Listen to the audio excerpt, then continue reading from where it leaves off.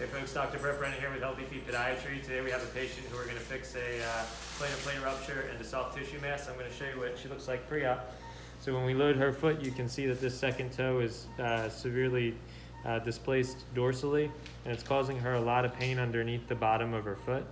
And furthermore, on the outside of her ankle here, right where this dot is, you can see she's got a soft tissue mass, which is providing some compression on some of the nerves in her foot.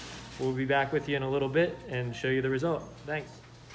Back here post-op in the operating room fixing a plantar plate repair and a soft tissue mass. We're going to pan over to the foot and show you what we've done.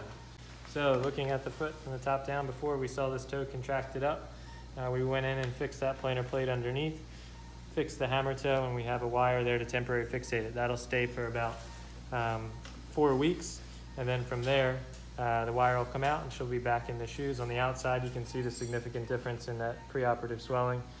Just removed the big old fat mass. Let me see if I still have that. So here we can see the mass that was removed from inside the outside of the ankle, which was putting a lot of pressure on her nerves.